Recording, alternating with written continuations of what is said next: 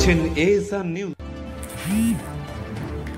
দিনে দুপুরে এক দুঃসাহসিক চুরি রেজিনগরে। ঘটনাটি ঘটেছে শুক্রবার দুপুরে রেজিনগর থানার কাশীপুর মদিনাপাড়ায় এক স্কুল শিক্ষকের বাড়ি থেকে। প্রায় 11 ভরি সোনার গহনা সহ লক্ষাধিক টাকা নিয়ে চম্পট দেয় দুষ্কৃতীরা।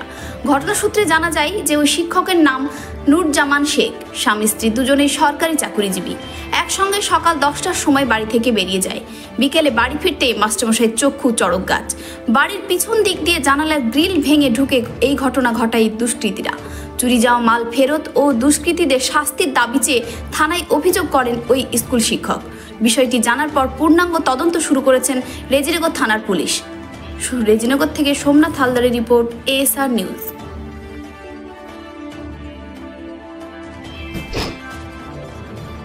একজন প্রাইমারি শিক্ষক, বাড়ি কাশীপুর মদিনাপাড়া। প্রতিদিনের মতো আজকেও ঠিক 10:30টার সময় আমি বাড়ি থেকে বেরিয়েছি। পাশের গ্রাম শুক্রপুর, ওখানকার প্রাথমিক বিদ্যালয়ের আমি প্রধান শিক্ষক। ওখানে 10:30টার সময় বেরিয়ে গেছি ডিউটিতে। আমরা স্বামী স্ত্রী দুজনে যাই। আমার স্ত্রীও ওখানকার সাব সেন্টারের হেলথ ওয়ার্কার, দুজন একসঙ্গে গেছি এবং 10:30টা থেকে 3:15 নাগাদ আমরা বাড়ি ফিরেছি ডিউটি করে। 3:15 বাড়ি ফিরে দেখছি মেন গেটে যেমন তালা লাগানো আছে তালা সেইভাবেই ছিল।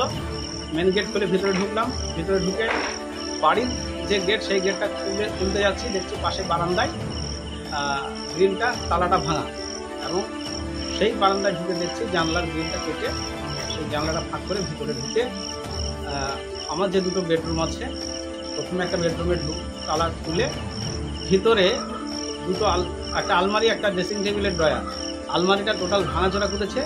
ড্রয়ার ফর ভেঙে সেখান থেকে সোনা কম করে হলেও 11 ভরি কাছাকাছি, 10 ভরির বেশি, আর টাকা পয়সা প্রায় 1 লাখ টাকা ছিল, নগদ টাকা, সেগুলো সব নিয়ে গেছে।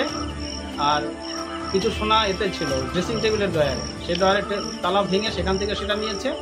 আর পাশের বেডরুম থেকে সেখানে ড্রয়ারটা খুলে সেই ড্রয়ারে কিছু টাকা ছিল, যেগুলো খুব নগদ নতুন টাকা আলাদা করে রাখা ছিল, সেই টাকাগুলোও ওখান থেকে নিয়েছে। তা সর্বমোট 10 ভরি প্লাস সোনা এবং 1 লাখের কাছাকাছি নগদ টাকা এই নিয়ে তারা পিছনের গেট খুলে পিছনে দিয়ে পালিয়ে গেছে সেরকম মনে হচ্ছে। আপনার বাড়িতে আর কে কে আছে? বাড়িতে আমরা স্বামী স্ত্রী দুজনেই থাকি। আর আমার একমাত্র ছেলে, সে কলকাতায় পড়াশোনা করে, সে এখন বাড়িতে নাই। আমরা দুজনেই ছিলাম। তারা মেরে দিয়ে আমরা দুজনেই ডিউটিতে বেরিয়ে চলে গেছিলাম। আসার পরে থানায় অভিযোগ করেছেন? আসার পরে থানায় ঘটনা জানার পরে বাড়ি থেকে ফোনে থানায় জানিয়েছিলাম।